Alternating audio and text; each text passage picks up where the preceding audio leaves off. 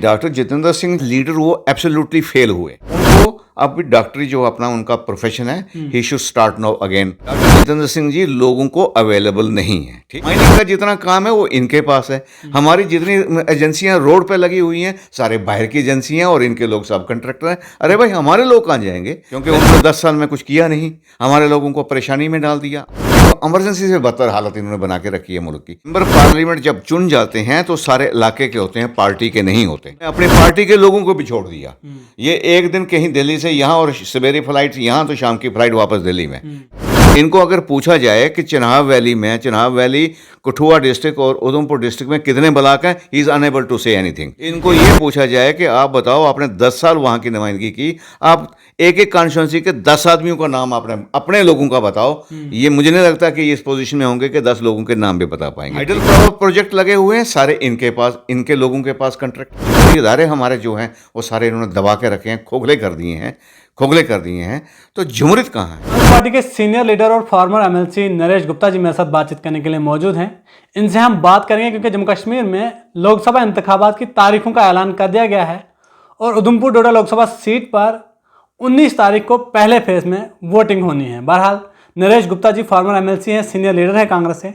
इनका क्या तजर्बा, क्या कहता है, क्योंकि इस बार हवा बनी हुई है कि चौधरी लाल सिंह के मुकाबले में जितेंद्र सिंह इस बार कमजोर दिखाई दे रहे हैं। आप मुझे बताइए, क्या वाकई में 2 बार के सिटिंग एमपी इस बार कांग्रेस के सामने कमजोर नजर आ रहे हैं? शुक्रिया पहले आपका। जब आपने खुद ही कहा कि लोग कह रहे हैं तो मैं भी यही कह रहा हूँ कि लोगों की आवाज़ है कि चौधरी लाल सिंह को लाया जाए और डॉक्टर जितेंद्र सिंह को वहाँ से बाहर किया जाए। कौन सी कमजोरियां आपको लग रही हैं जितेंद्र सिंह के, जिसको जो है कांग्रेस जो है उठाने में मदद? देखें, डॉक्टर जितेंद्र सिंह जी ज़ाती तौर पर क्या है, मुझे रेस्पेक्ट है, कई बातों में होती है, पर्सनल रेस्पेक्ट होती है, मगर एज लीडर वो एब्सोल्युटली फेल हुए हैं। एज लीडर मैं उनको नहीं मानता। उनको अब भी डॉक्टरी जो अपना उनका प्रोफेशन है, he should start now again. वो लोगों को वो थे डायबिटीज़ के एक्सपर्ट गिने गए थे, मगर उनके 10 साल में डायबिटीज़ में हमारे लोगों में इजाफा हो गया, क्योंकि उन्होंने 10 साल में कुछ किया नहीं, हमारे लोगों को परेशानी में डाल दिया। अनएम्प्लॉयमेंट का आप रेट देखें, आप हमारी अनएम्प्लॉयमेंट इतनी कितनी हो गई है वहाँ। सारी एजेंसियाँ जितनी एजेंसियाँ कोई नेशनल हाईवे पे लगी हैं, कोई हाइडल पावर प्रोजेक्ट पे लगी हैं, सारे लोग बाहर के हैं, हमारे लोग ही नहीं हैं। पढ़े लिखे लोग हमारे कहाँ जाएँ? हमारा पहाड़ी इलाका है, ठीक, पहाड़ी इलाका जिम्मेदारी पर मुश्तमिल है। बारिश होगी तो ज़मीन चलेगी, बारिश नहीं होगी तो ज़मीन नहीं चलेगी। आजकल मौसम में भी फर्क आ चुका है। डॉक्टर जितेंद्र सिंह जी लोगों को अवेलेबल नहीं है। ठीक, मेंबर पार्लियामेंट जब चुन जाते हैं तो सारे इलाके के होते हैं, पार्टी के नहीं होते। लिहाजा उन्होंने तो दूसरे इलाके को तो छोड़ ही दिया, दूसरे लोगों को तो छोड़ ही दिया कि जैसे वो है ही नहीं, मनसे हुए लोग हैं वो, उनके साथ तल्क वास्ता ही कोई नहीं है। इन्होंने अपनी पार्टी के लोगों को भी छोड़ दिया। ये एक दिन कहीं दिल्ली से यहाँ और सवेरे फ्लाइट यहाँ तो शाम की फ्लाइट वापस दिल्ली में। ठीक है, इनको अगर पूछा जाए कि चिनाब वैली कठुआ डिस्ट्रिक्ट और उधमपुर डिस्ट्रिक्ट में कितने ब्लॉक हैं, he is unable to say anything. इनको ये पूछा जाए कि आप बताओ, आपने 10 साल वहाँ की नुमाइंदगी की, आप एक एक कॉन्स्टिट्यूंसी के 10 आदमियों का नाम आपने अपने लोगों का बताओ। ये मुझे नहीं लगता कि ये इस पोजीशन में होंगे कि 10 लोगों के नाम भी बता पाएंगे। ठीक है, फिर एक संसद होता है, एक पार्लियामेंटेरियन है। पार्लियामेंट पे जब जाता है वो तो अपने इलाके को रिप्रेजेंट करता है, अपने इलाके की प्रॉब्लम को रिप्रेजेंट करता है, अपने इलाके के प्रोजेक्टों को रिप्रेजेंट करता है, नए प्रोजेक्टों का बात करता है। मुझे याद है कि चौधरी लाल सिंह जब थे पहले 14 से पहले, उन्होंने एक हमारा रेलवे प्रोजेक्ट बनवाया था वहाँ, वाया कठुआ से होते हुए, बसोली से होते हुए, गंदोह से टच करते हुए किश्तवाड़ के लिए बनवाया था। उसको कभी किसी ने रिपीट नहीं किया। ठीक है, तो हम क्या बताएं कि हमारे एरिया को किसी ने रिप्रेजेंट किया। हाइडल पावर प्रोजेक्ट लगे हुए हैं सारे इनके पास, इनके लोगों के पास कंट्रैक्ट है। माइनिंग का जितना काम है वो इनके पास है। हमारी जितनी एजेंसियां रोड पे लगी हुई हैं सारे बाहर की एजेंसियां और इनके लोग सब कंट्रैक्टर हैं। अरे भाई हमारे लोग कहाँ जाएंगे? वेलफेयर स्टेट में हम रहते हैं, वेलफेयर देखना भी सरकार का एक काम है, रोजगार देना भी सरकार का एक काम है। हमारे लोग पढ़ लिखे गरीब बच्चे, माँ बाप ने कर्जे उठाकर, लोन उठा के लोगों को, बच्चों को पढ़ाया, ट्रेनिंग कराई, प्रोफेशनल कॉलेजों में डाल के आप एम्प्लॉयमेंट का देखें, अनएम्प्लॉयमेंट हमारी किस तरफ है और लड़के किस तरफ बुरी आदतों में जा रहे हैं। नरेश जी, आप मुझे बताइए कि चिनाब वैली की अगर हम बात करें, बहुत से ऐसे प्रोजेक्ट है जहाँ पर वहाँ के मुकामी लोगों को लगाया जा सकता है, नौकरी जो है वहाँ पर उन लोगों को दी जा सकती है, नौजवानों को। लेकिन नौजवान जो है आए दिन सड़कों पर एहतजाज करते रहे, लेकिन उन लोगों को वहाँ पर नौकरियाँ नहीं मिली। जाहिर सी बात है, इतनी नाराज़गी है ग्राउंड पे मैं ग्राउंड की बात करता हूँ, क्योंकि हम भी तो ग्राउंड पे रहते हैं, वहीं सारी उम्र गुजारी है, सारी उम्र पॉलिटिक्स में गुजारी है हमने भी। अब उम्र सीधा हम भी होने वाले हैं। तो क्या कहते हैं, सारी लोगों की प्रॉब्लम को उभारने वाली सिर्फ एक कांग्रेस पार्टी है। बीजेपी पार्टी मासवाए मार्केटिंग करने के, लोगों को डिवाइड करने के, इनके पास कोई मुद्दा नहीं है। झूठे और जुमलाबाजी पार्टी के तौर पर है। भ्रष्टाचारी आप देखें, इलेक्टोरल बॉन्ड्स अभी रिसेंटली आपने देखा, सुप्रीम कोर्ट ने कितना हार्ड स्टेप लिया, और उसमें देखें कि पैसे ले डराते हैं, ईडी से धमकाते हैं, इनकम टैक्स से धमकाते हैं, सीबीआई से धमकाते हैं और उनसे पैसे लेते हैं। वो भरे पर्चे तो इनके खिलाफ लगने चाहिए, मनी लॉन्ड्रिंग में लगने चाहिए, करप्शन के चार्जेस इनके खिलाफ लगने चाहिए। इन्होंने कांग्रेस के अकाउंट सीज कर दिए, कांग्रेस के इन्होंने नोटिस दे दिए।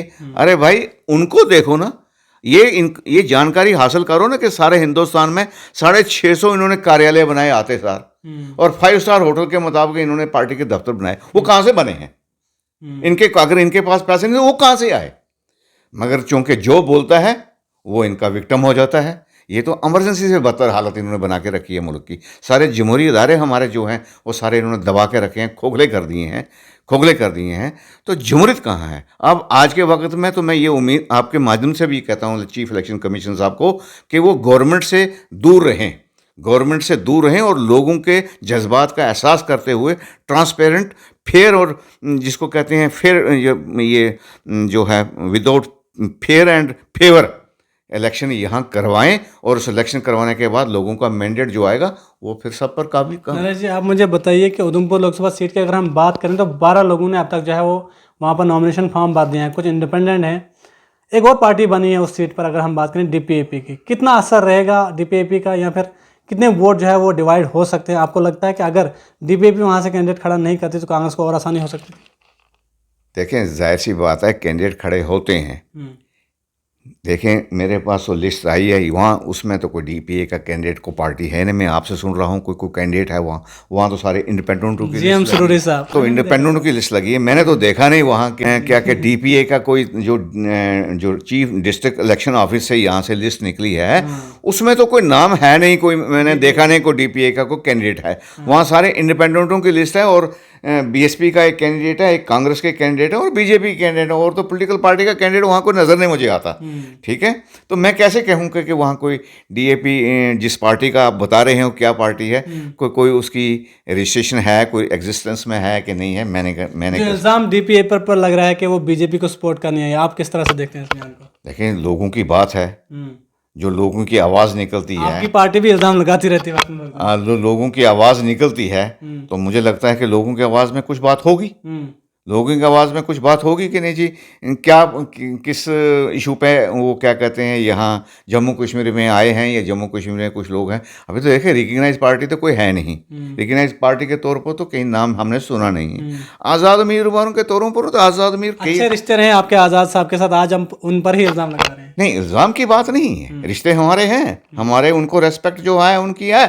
जो हमारे नेता हैं फैमिली रिलेशंस रहे हैं हमारे, ये कोई बात नहीं है। पॉलिटिक्स अपनी अपनी है, बाप बेटे में भी पॉलिटिक्स है, तो ऐसी कोई बात नहीं है। उस लिहाज से मैं ये बात नहीं बताता आपको।